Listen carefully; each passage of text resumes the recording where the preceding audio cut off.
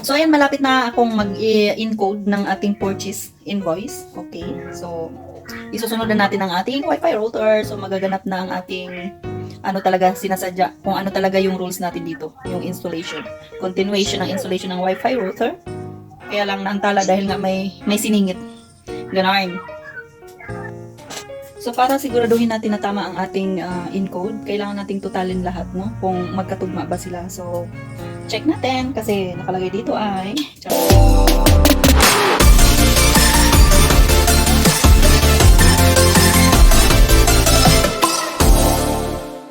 Guys, for today's video, meron tayong nakabili na gawain doon sa opisina ng ating mayor, charot. So, yun yung ating hindi pa tapos yung ating router ng Wi-Fi installation. So, puntahan natin at tatapusin. Meron tayong isang cartoon. So, let's go! Sa office, guys. Para mag-install. May tao pala, guys. So, tuloy pa rin tayo. Upo muna tayo habang may tao pa sa ating pwestuhan. So, hello guys, nandito na tayo no. So, nakita nyo yan. Yan yung ating i-install mamaya na Wi-Fi router. So, isang box yan. Okay? Yan. Pero ngayon, iba kasi inatasan tayo ng mga paperworks. Okay? So, 2 pages lang to. Kailangan natin i-input. Tapos, gagawa tayo ng purchase. Okay? So, after nyan, tsaka lang natin isisit. So, tatapusin ko lang muna ito.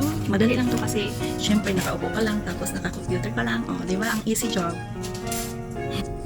So, mas madali ito guys. Napaka-easy lang. Diba? Walang nag-hirap. Meron tayong sarili mga technique kailangan para mapabilis ang ating trabaho. So, ayan, tatapusin ko lang to. Tapos isusunod natin yung iba nating gawa. Diba? Napakadali lang. Pagkatapos ito yung purchase naman.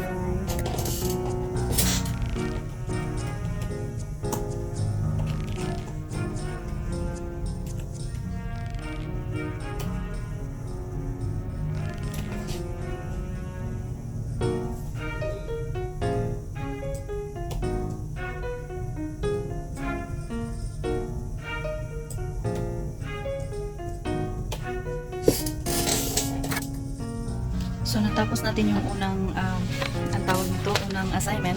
Okay? So, ngayon gagawa tayo ng purchase. So, madali lang para sa akin lahat ng job, kahit ano, dahil kaya natin yun. Basta Pilipino tayo. Charot. Pero totoo yan. So, mabilis siyang matapos, no? Basta focus ka lang sa trabaho. Yun. Ganon kasipag ang ating mga kagamay, charot. So, masaya naman ako guys sa ginagawa ko ngayon, no? Kasi, parang nabihasa na rin tayo paggagawa ng purchase. So, yan. Ito hindi ko na ipapakita sa inyo yung basta gagawa tayo ng purchase request. Madali lang ito.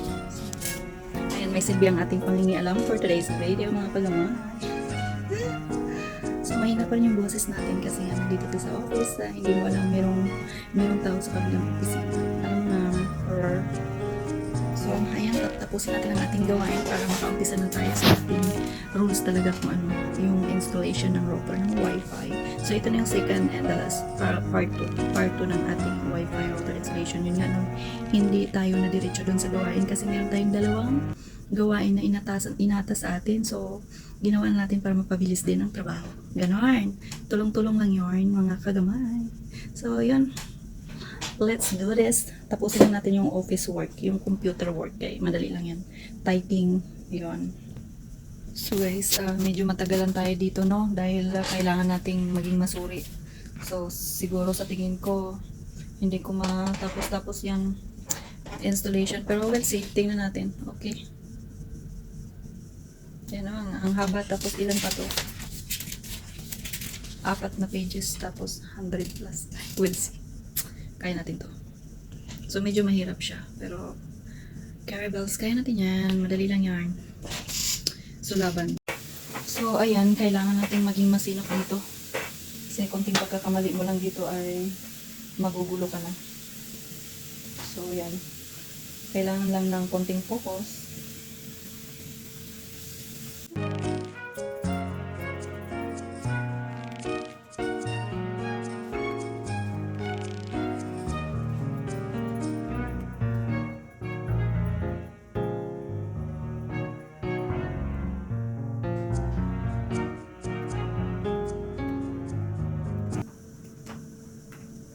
So, ayan, ganyan. So, unang page ay tapos na natin, no? So, punta na tayo sa second pages. Matatapos din tayo. So, maganda guys dahil, ayan o, nakikigulo na tayo dito. Include may drinks pa tayong libre. Masarap pala ganito. Kasi may libre tayong inumin. Libreng Starbucks. O, diba? Yun lang. Masarap mag-sideline guys pag meron tayong masarap. Try nyo. Hindi pa nga ako tapos sa sa ginagawa ko nagaganito na ako. Ay, naku Lourdes. So, ayan, malapit na akong mag-encode ng ating purchase invoice. Okay. So, isusunod na natin ang ating Wi-Fi router. So, magaganap na ang ating talaga sinasadya, kung ano talaga yung rules natin dito, yung installation. Continuation ng installation ng Wi-Fi router. Kaya lang naantala dahil nga may siningit. Ganon.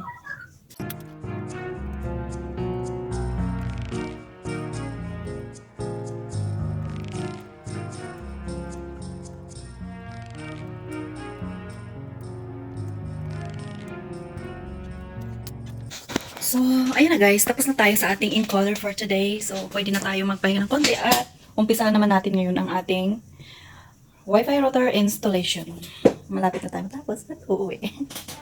So, para siguraduhin natin na tama ang ating encode, kailangan nating totalin lahat, no? Kung magkatugma ba sila. So, check natin kasi nakalagay dito ay, charot.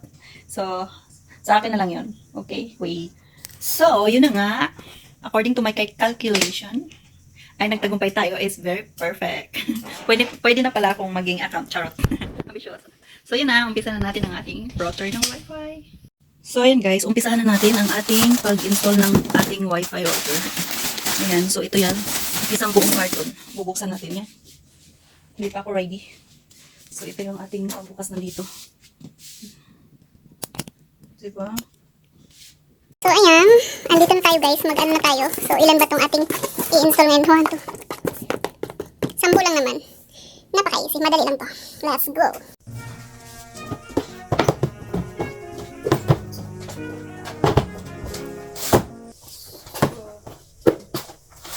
So, meron tayong 10. Okay, yan ang ating gagawin. So, umpisa na natin para mabilis ang ating trabaho.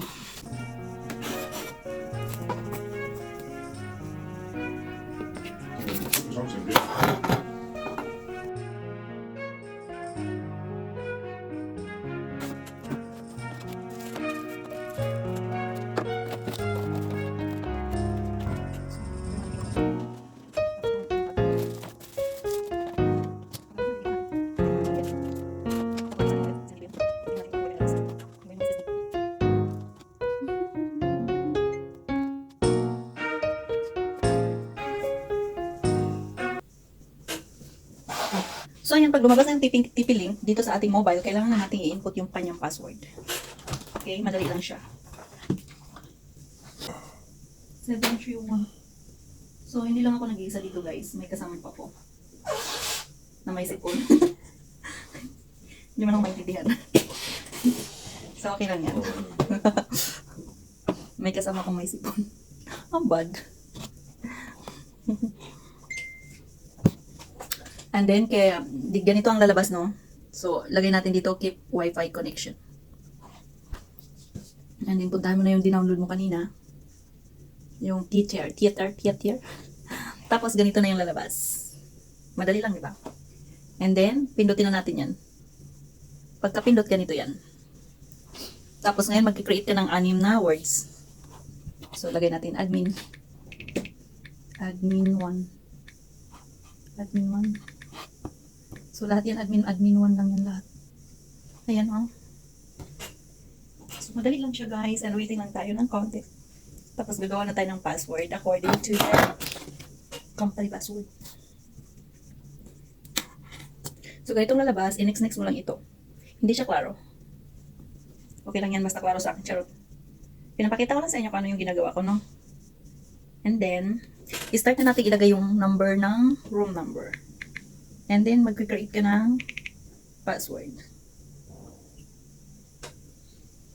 So, ayun na nga. So, gagawa ka ng network name. So, depende yan kung anong gusto mo ilagay sa network name. SSID. And then, gawa ka na, mag-create ka ng password. After that, in-next mo lang siya. And then, i-apply na natin yan ngayon. Push the button apply. And then, mag-wait na lang tayo. Pag lumabas na doon sa wifi niya na connected, ibig sabihin, pwede na siya. Ganun lang siya kadali mag-install. And then, meron pa tayong 9 piraso. So, tatapusin natin yan, no? Bago tayo umuwi. Mabilis lang yan kasi nagawa ko na siya last time. So, next second batch ito. Ito na yung part 2. So, hindi lang naman dapat kanina pa ako natapos dito. Siyempre, meron pa tayong mga naisingit na mga office work. Madali lang siya, guys. Napaka-easy. Pag lumabas na dito yung ano niya, tapos nakalagay is connected, ilagay mo yung ano, ayan na.